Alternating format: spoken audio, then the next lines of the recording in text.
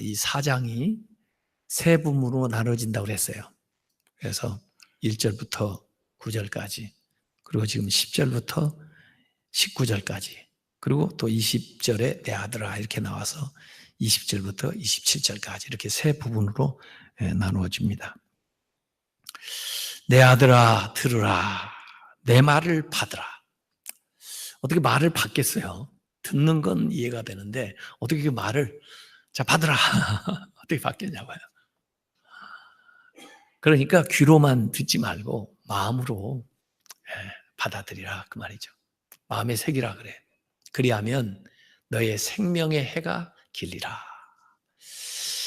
이 생명의 해가 길리라. 수명이 길다 그 말이죠. 모든 것에 이렇게 이제 수명이 있는데 물건도 수명이 있어요. 저는 주로 물건을 오래 쓰는 편이에요. 그래서 옷도 하나 이렇게 맞추면 한 20년쯤 이렇게 입어요. 그래도 저는 좀 털털하게 입지 않기 때문에 한 20년을 입어도 그렇게 낡은 옷 같지가 않아요. 신발도 하나 사면 한 10년 이상씩 신어요. 그 아래 그 밑창만 조금 가르면 또 제가 신발이 한 개가 아니라 여러 개가 있으니까 돌아가면서 신으니까 그렇게 다는 것 같지가 않아요. 수명이 길어요. 저희 집 에어컨도 한번 달아놓으면 한 20여 년 이렇게 쓰는데 엊그저께는 아랫집에서 올라왔어요. 왜 그런가 했더니 그 에어컨 실외기에서 소리가 많이 난대요. 그러면서 몇 년 쓰셨어요? 그래요. 에어컨은 문제가 없는데 아마 밖에 다루는 그 베란다 뒤쪽에 다루는 실외기가 소리가 아래쪽에 들리나 봐요. 아랫집에 거실에. 그래서 지금 제가 고민이에요. 이걸 어떻게 해야 되나. 문제는 없는데 이 실외기만 바꿔주나 안 바꿔주나 지금 제가 한번 알아봐야 되는데 이제 여름 다 지나가니까 이제는 끄고 있다가 내년 이제 되면은 한번 불러가지고 실외기만 바꿔줄 수 있는지, 그러지 않으면 이제 할 수 없이 이게 수명은 아직 다 하지 않았는데 이걸 아랫집에서 그렇게 느낄 정도라면 저희들은 못 느꼈어요. 저희 집인데도 이걸 어떻게 피해를 주면 안 되니까 이제 그런 생각인데, 하여간 이 수명이라는 게 있어요. 수명이. 근데 우리 생명도 수명이지만 우리가 일을 할 때 일의 은퇴가 있잖아요. 그 은퇴라는 건 사실은 뭐 죄송한 얘기지만 사회적으로 볼 때 수명을 다했다 그 말이거든요. 물론 요새 다른 일을 또 잡아가지고 또 할 수가 있어요. 근데 그 같은 일을 하는 분이라도 어떤 분은 빨리 마치고 어떤 분은 더 오래까지 하고 이런 게 차이가 있단 말이에요. 사업도 그래요. 그 일본에 가면은 진짜 할아버지가 하던 가업을 아버지가 이어서 하고 그 아버지가 하던 가업을 아들이 또 이어서 하면서 이렇게 수명이 길어요. 그 직업이, 그 사업이. 그런데 뭐 사업 얼마 하다가 또 접고 또 새로운 사업하고, 이 식당도요. 뭐 얼마 하다가 없어지고 또 새로운 식당, 새로운 메뉴로 들어오고 또 얼마 하다가 없어지고, 이렇게 수명이 짧은 거죠. 그래서 비용도 많이 들어가고 또 뭐 어려움에도 처하고 그런 거죠. 그래서 여기 내 생명이 길리라, 생명의 해가 길리라, 수명이 길리라 하는 것은 꼭 이 목숨뿐 아니라 정말 하나님의 말씀을 잘 알아듣고 지혜롭게 행하면은 네가 하는 일 오래 할 수 있다. 네가 하는 사업이 계속 이어질 수 있다. 네가 쓰고 있는 것이 계속 더 새롭게 될 수 있다. 이걸 의미하는 거죠. 제가 목사로서 제일 신경 쓰는 게 뭐냐면 제 설교가 새로움이 없어져 가지고 교인들이 식상하게 되는 것을 제가 제일 염려하는 겁니다. 그래서 항상 저는 성경 볼 때 What's new? 새로운 게 없나 하고 보는 겁니다. 저 자신이 새롭지 않으면 교인들에게 어떻게 그걸 새롭다고 얘기를 하겠어요? 그래서 새로움을 발견하지 않으면 그 본문 가지고 설 수가 없어요. 그래서 다음 주에 설교가 될 것을 이번 주일부터 읽어놓고 계속해서 What's new? What's new? 하고 스스로 질문을 하는 거예요. 그러니까 끊임없이 연구를 해야 되고 묵상을 하고 책을 봐야 되고 자료를 모아야 되고 그래요. 근데 그걸 못하는 순간이 수명을 다하는 순간입니다. 그때부터 안 되는 거예요. 더 이상 이제 새로운 말씀을 못하면 아무리 건강해도 아무리 시간이 많이 남아서도 끝나는 겁니다. 그래서 What's new? 항상 제가 그래서 목회자들 내일도 제가 가서 목회자들 설교에 대해서 강의를 하고 그러는데 제가 그들에게 던지는 두 가지 도전은 하나는 What's new? 하고 물어라. 새로운 것이 뭔지 항상 물어보라. 새로운 걸 찾기 위해서 디깅 계속 깊이 파라. 농사도요. 어려서 농사 짓는 거 보니까 이렇게 작물을 심어가지고 한 해 농사를 지은 다음에 그 다음에 농사하기 전에는 쟁기질을 해서 땅을 갈아 엎는 거예요. 그래서 깊이 갈아서 안에 있던 흙이 밖으로 나오게 해줘야 돼. 다 갈아엎어요. 그 다음에 거기다 또 심는 거예요. 그러고 다음에는 물론 뭐 다른 거름도 주기도 하겠지만 더 깊이 갈아야 돼. 더 깊이 갈아고 또 갈아엎어야 돼. 그걸 디깅 한다고 하는 게 파는 거예요. 파야 되는데 계속 깊이 들어가야 파는 거예요. 그래서 성경은 영원히 동일한 말씀이죠. 언제라도 같은 말씀이죠. 그러나 그 같은 말씀을 가지고 계속 파 들어가지 않으면 새로운 게 안 나오는 거예요. 더 이상 팔 힘이 없으면 끝이에요. 끝. What's new? 하고 물어봐야 되고 그 다음에 두 번째 질문이 So what? 그래서 어쩌다는 거냐? 도대체 그게 나한테 무슨 의미가 있냐? 지금 어쩌라는 거냐? 그걸 얘기하는 겁니다. 그래서 내가 본 새로운 것과 그 다음에 거기에서 어떻게 해야 되는가 하는 것을 가르치면 되는 거예요. 그것만 있으면 설교가 되는 거예요. 더 복잡한 거 필요 없어요. 근데 1시간 내내 들어도 새로운 게 하나도 안 들리고 뭘 해야 될지 아무것도 모르면 그건 꽝이에요. 그래서 생명이 긴다. 생명이 길어야 된다. 내가 목사로서의 생명이 길게 가져가야 된다. 이런다면 얼마나 더 귀담아 듣고 얼마나 마음에 담아야 되겠어요. 그걸. 그 얘기예요. 내 아들아 들으라. 내 말을 받으라. 그리하면 너의 생명의 해가 길리라. 내가 사업을 하는 것이 어떻게 길게 잘 이끌어 나가려면 잘 듣고 지혜의 말씀을 그리고 마음에 담아둬야 그걸 해나가는 거예요. 그게 없으면 바닥납니다. 수명이 다하는 거죠. 더구나 남을 속이고 얕은 수를 쓰는 사람들 오래가지 못합니다. 잘 되는 것 같아서 부러워하지 마세요. 오래 못 갑니다. 그냥 술수를 쓰고 남을 어떻게 잠시 눈가림을 해가지고 뭘 하는 것 같이 하는 사람들 오래 못 가요. 오래 못 가요. 수명이 짧아요. 수명이 짧습니다.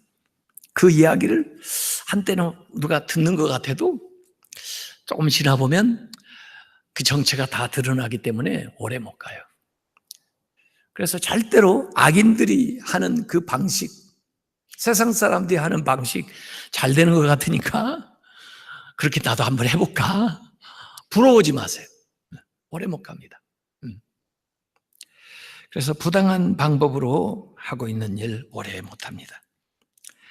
자, 13절에도 다시 생명이라는 말씀이 나왔기 때문에 제가 조금 건너뛰는 거예요. 훈계를 굳게 잡아 놓치지 말고 지키라. 이것이 너의 생명이니라. 훈계라는 건 사실 지혜거든요. 이 지혜를 굳게 잡아서 놓치지 말고 지켜라. 이것이 생명이다. 그랬으니까 네 생명줄이다. 그게 생명줄. 만약에 바다에 빠졌는데 줄을 던졌다 그러면 그걸 꽉 잡고 물결이 아무리 몰아치고 파도가 하고 그래도 그걸 놓지 않으면 살아요. 그거 놔버리면 죽습니다. 그래서 굳게 잡고 놓치지 말고 지키라. 이것이 너의 생명이니라. 그래서 죽고 사는 것이 그 지혜에 달려있다. 이런 말씀을 하는 겁니다. 다시 조금 돌아가서 4장 11절 12절에 내가 지혜로운 길을 너에게 가르쳤으며 정직한 길로 너를 인도하였은즉 다닐 때에 너의 걸음이 곤고하지 아니하겠고 달려갈 때에 실족하지 아니하리라 그랬습니다. 우선 여기 지혜로운 길, 정직한 길, 또 의로운 길이 나오는데 그 길을 따라가라는 거죠. 그래서 그 가르쳐준 대로 인도하는 대로 가게 되면은 걸음이 곤고하지 않고 공고하지 않는다, 피곤하지 않다는 거예요. 그 길을 가는데 왠지 막 새 힘이 나가지고 걸어가는데도 피곤치 않은 거예요. 또 달려갈 때도 실족하지 않는 거예요. 여호와를 앙망하면서 나가는 사람이 그런다고 그랬는데 사실 이 지혜는 하나님이 주시는 거니까 하나님을 앙망하는 거나 지혜의 길을 따라가는 거나 같아요. 이렇게 살면은 피곤하지 않는다. 또 가다가 실족 오지 않는다. 넘어지지 않는다는 거죠. 4장 18절 조금 건너뛰어가지고 의인의 길은 돋는 햇살 같아서 아침에 이렇게 떠오르는 햇살 같아서 크게 빛나 한낮에 광명에 이른다 이렇게 얘기했습니다. 오늘 읽은 말씀은 그 두 가지 대조가 나와요. 뭐이 나오냐면 이렇게 의로운 길이 나오는가 하면 악인의 길이 나오고요. 그 의로운 길은 여기 얘기한 지혜로운 길, 정직한 길이고 악인의 길은 사악한 길, 어둠의 길 이런 것들인데 이 길에 대한 대조가 나오고요.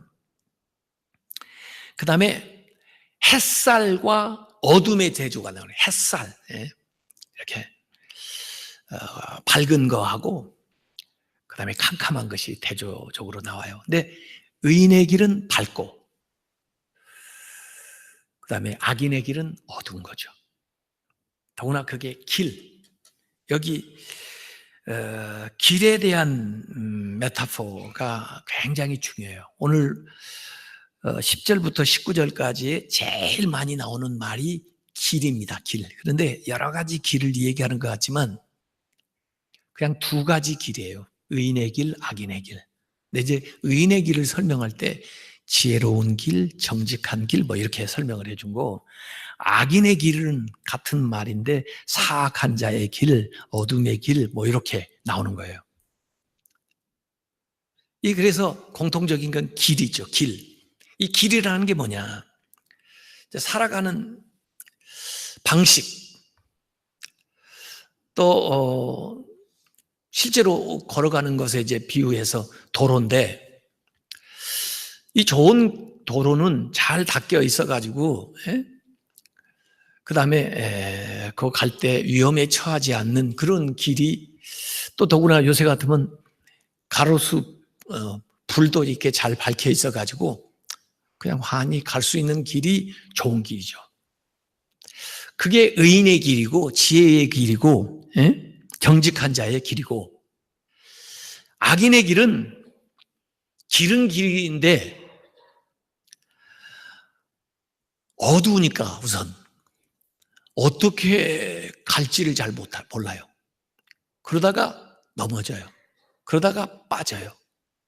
이렇게 실족하는 길이 된다. 이런 겁니다.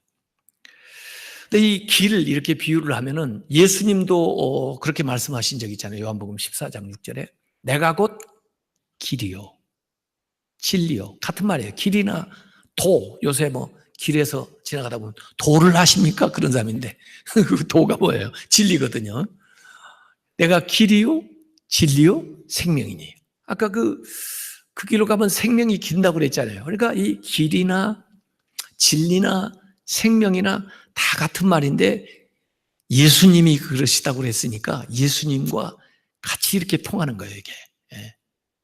그래서 이 잠언을 가만히 읽어보면 지혜가 예수님하고 통하는 것이고 그게 바로 길이고 그게 진리고 그게 바로 생명이에요. 예.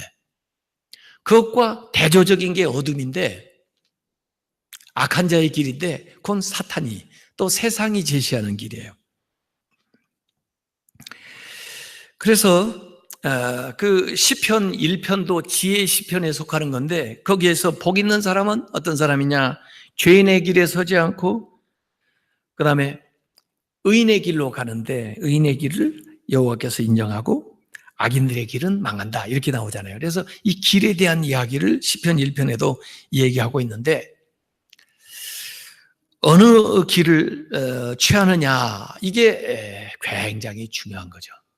그래서 이 길이라는 건 아까 방식, 또 way, 방식인데 살아가는 방식을 얘기하는 건데 살아가는 방식이 많아요. 근데 우선 크게 대별하면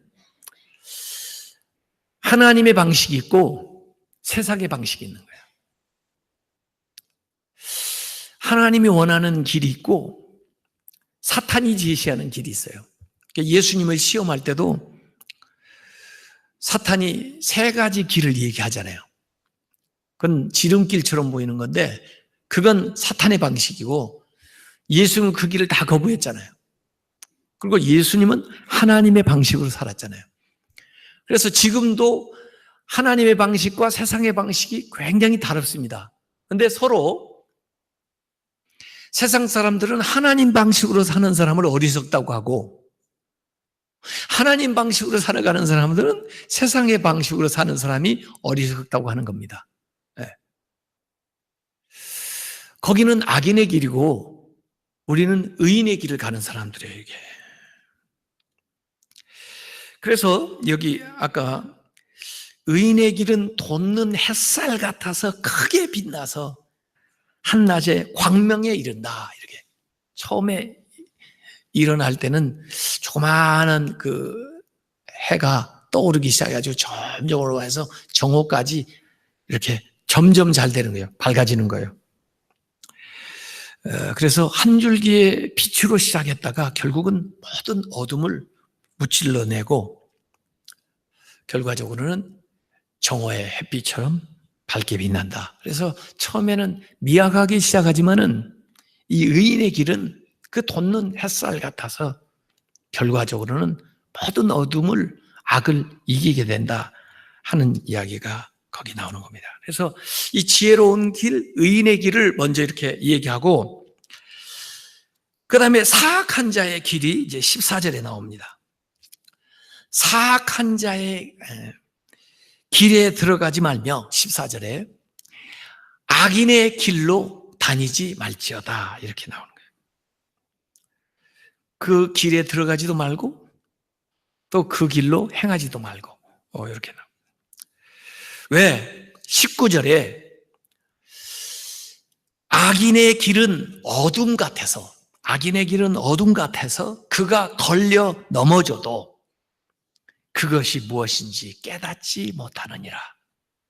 악인들은 가다가 안 보이니까 캄캄하니까 돌부리에 탁 쳐가지고 넘어져요. 또 무슨 장애물에 넘어져요. 근데 그게 뭔지도 모르고 무지하기 때문에 넘어지는 거예요. 왜 넘어졌는지도 몰라요. 무엇 때문에 잘못됐는지도 몰라요. 언제부터 이렇게 이쪽으로 나오게 됐는지도 몰라요. 캄캄해가지고 분별이 안 되니까. 제가 중학교 때 전주에서 자취를 하면서 살고 있었는데요. 좀 엉뚱한 생각을 했어요, 제가. 저희 집이 진안인데, 그 당시에 전주에서 진안 40km거든요. 40km인데 전부 산길이에요, 산길. 진안이 고원지대거든요. 그래서 진안에서 전주 갈 때는 아래로 내려가고, 전주에서 진안 갈 때는 이렇게 산길을 뺑뺑뺑뺑 돌아가지고 올라가요. 근데 제가 중학교 2학년 때 담력을 한번 켜보자 그래가지고 전주에서 진안까지 걸어가 봤어요. 40km를 걸어갔어요. 그것도 차가 막차가 끝나는 시간에, 왜냐하면 마음이 약해져서 차를 탈까봐 차가 끝나는 막차 시간에 맞춰가지고 저녁 한 7시, 8시에 나서서 밤새워서 전주에서 진안까지 제가 걸어가 본 적이 있어요. 한 6시간, 7시간 걸렸는지 모르겠어요. 40km를 걸어갔으니까 제가. 근데 그 산 곰티제라고 그랬는데 곰티제인데, 곰티제 가장 위에 올라가면 터널이 나와요. 터널이 한 300-400m 되나요? 그 터널인데, 하여간 거기를 가면서 제가 그 산에 올라가면서 짐승 소리가 나는데 말이에요. 얼마나 오싹하고 무서운지. 근데 그것도 무서웠지만 진짜 무서운 건 터널 안에 들어갔을 때예요. 제일 꼭대기 터널에 딱 들어갔는데 끝이 안 보여요. 캄캄하니까. 밤 거의 12시, 그냥 칠흑같이 어두운 밤이니까 들어가는 입구 터널인 건 알고 저는 바보같이 후레쉬도 안 가지고 갔어요. 터널 끝이 안 보이는 거예요. 그러니까 반드시 간다고 가는데 계속 가서 벽에 부딪히는 거예요. 차도 한 대도 지나가지도 않는데 계속 가서 벽에 부딪히면, 반드시 간다고 가는데 눈 감고 걸어보세요. 계속 벽에 부딪혀가지고 진짜 이게 길이 어느 쪽으로 나 있는 거야. 얼마나 그 한 300m도 안 되는데 안에서 헤맸는지.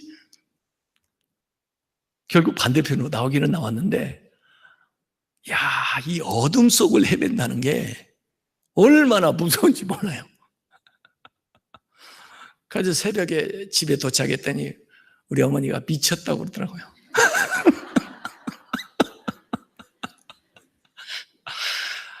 제가 그런 엉뚱한 짓을 한 적이 있는데, 그 후에 진짜 담력이 생겼어요.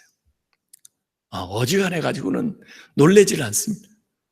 내가 그 터널을 지난 사람인데, 내가 그냥 그 터널 그 벽에다가 얼굴을 갖다 쥐어 박으면서 그렇게 더듬거려 가지고 그 터널 왜 이렇게 300m가 끝나질 않는지 지금도 생각하면 막연하게 이렇게 걸었던 것 같아요.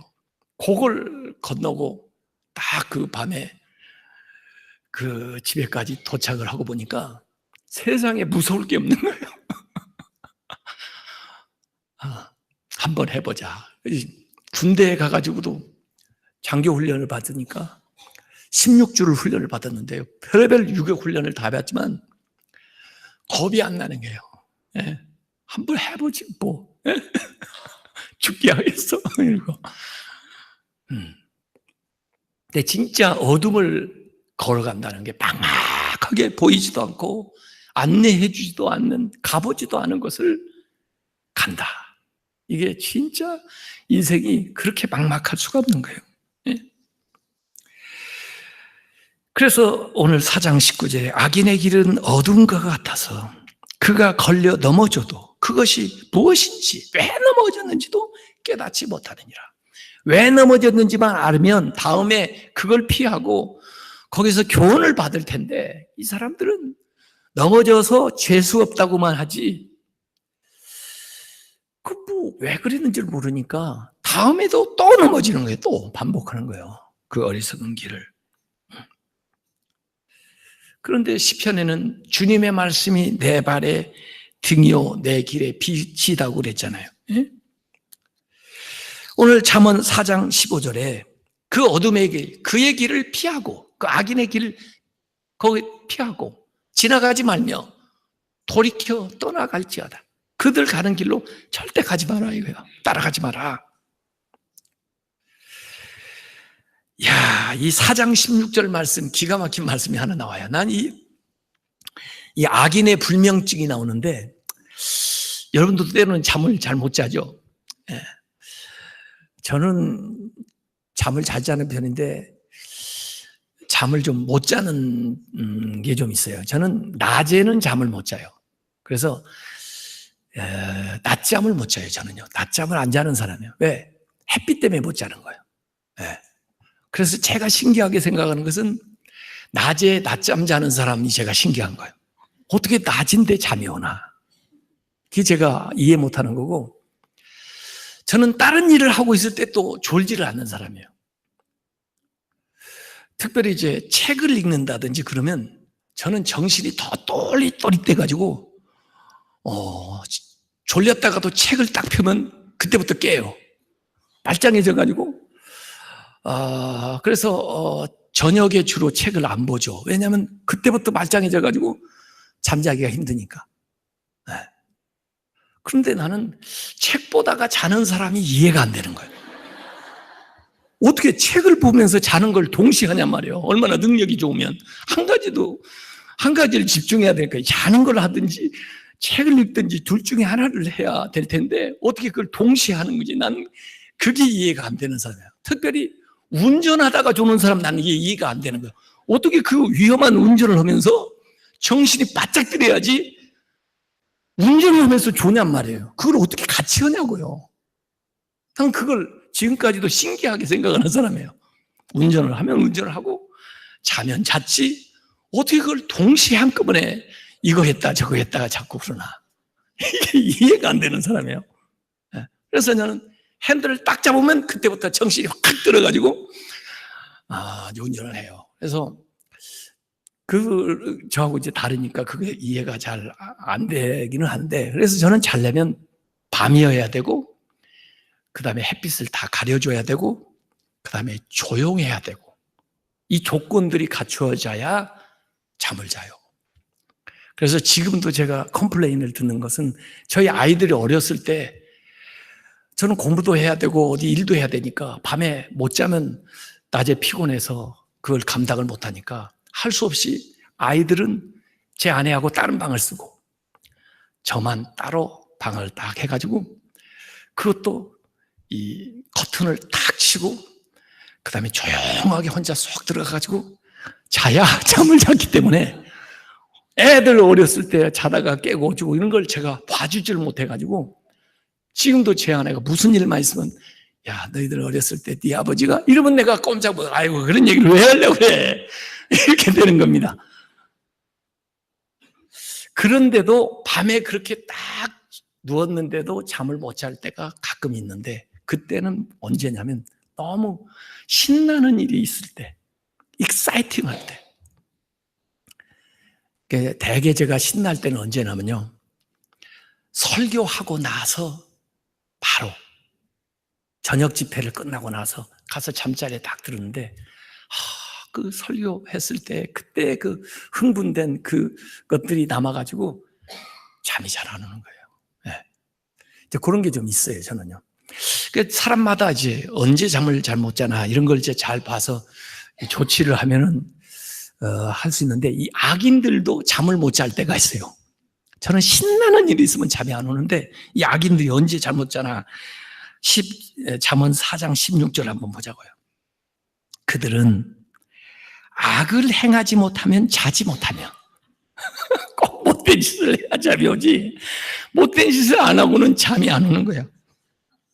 사람을 넘어뜨리지 못하면 잠이 오지 않는다. 꼭 사람을 넘어뜨려가지고 코가 깨지는 걸 봐야 잠이 오지 남 잘 되는 건 못 봐. 그래가지고 잠이 안 오는 거예요. 그 잠이 안 오면 뭘까요? 연구를 하는 거예요. 어떻게 하면 저놈을 넘어지게 할까? 어떻게 하면 저놈이 안 되게 할까? 정말 이 악인들의 이 불면증이라는 게 많아요. 가지고 밤잠을 안 자고 연구를 하는 거예요. 밤잠을 안 자고 연구해. 가끔가다 저는 이 뉴스 같은 거 보면서 깜짝 놀라는 게 도대체 이렇게 머리 좋은 사람들이 어쩌자고 좋은데 이 머리를 쓰지.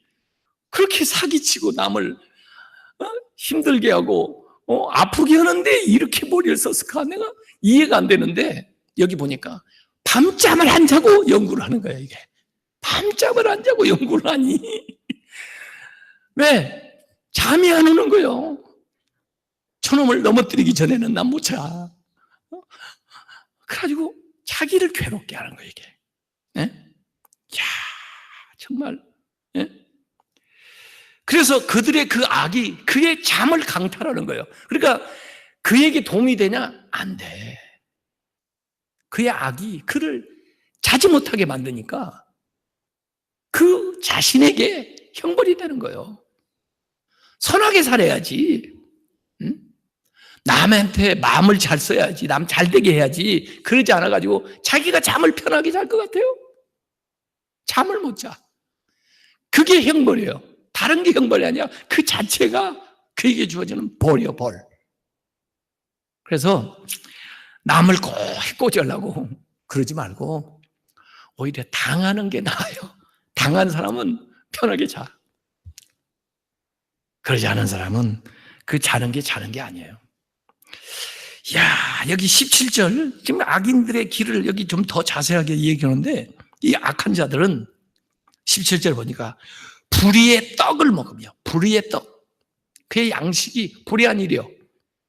못된 짓 해가지고 그걸로 양식을 만들어가지고 먹어. 불의의 떡을 먹으며 강포에 술을 마십니다. 그들이 마시는 게 강포예요. 그래가지고 취해가지고 비틀거려요. 악인이 먹는 떡은 불의의 떡이요. 그게 생명을 가져다 주겠어요? 그들이 마시는 술은 강포의 술이다. 제가 그러고 나니까 이 춘향전이 버뜩 생각이 나서요. 그래서 이몽룡이가 그 남원에 가가지고 사또인가 그 애한테 그 잔치에 가가지고 시 한 수 만들어서 부르는 게 있잖아요. 그 시 한번 내가 띄워보라고 그랬는데, 예, 이런 시가 나와요. 금준미주 천인혈, 금빛의 아름다운 잠에 잠긴 가주는 천백성의 비요. 옥반 가요 만성고, 옥쟁반에 담긴 맛있는 고기는 만백성의 기름을 짠 것이니, 총루락시 민누락, 촌농 떨어질 때 백성 눈물 떨어지고, 가성 고처 원성고, 풍악소리 높은 곳에 원성소리 높더라. 대단한 거예요. 예. 그래서 그 잔치 자리에서 그 나누는 음식, 술, 음악 뭐 이런 것에 빗대어 가지고 다 이 고혈을 빨아먹는 자식들, 백성들을 괴롭혀 가지고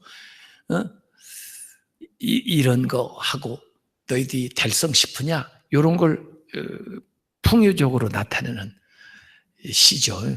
거기다 대고 귀 있는 자는 들을지어다. 그러면 이건 어찌 보면 성경 말씀 같아요. 이 잠언이 우리에게 주는 지혜가 그런 거죠. 의인의 길을 갈아야 된다. 의인의 길을 가려면 어떻게 하냐면 하나님 말씀을 잘 듣고 그걸 담아둬야 돼.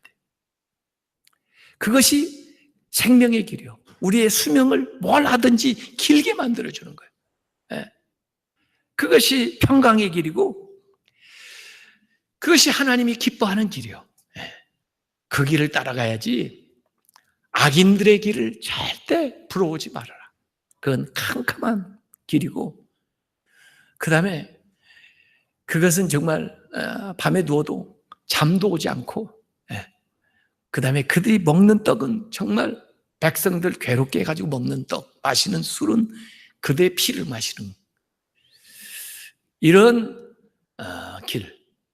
이들은 어둠 가운데 행하는 자니까 가서 부딪히고 넘어지고 그러고도 깨닫지를 못하니까 또 반복하고 그러나 의로운 자들의 길은 비록 처음에는 미미한 빛 같아도 점점 떠올라서 전부 다 나중이 더 좋게 되는데 결국에 정오의 햇빛처럼 빛나게 된다.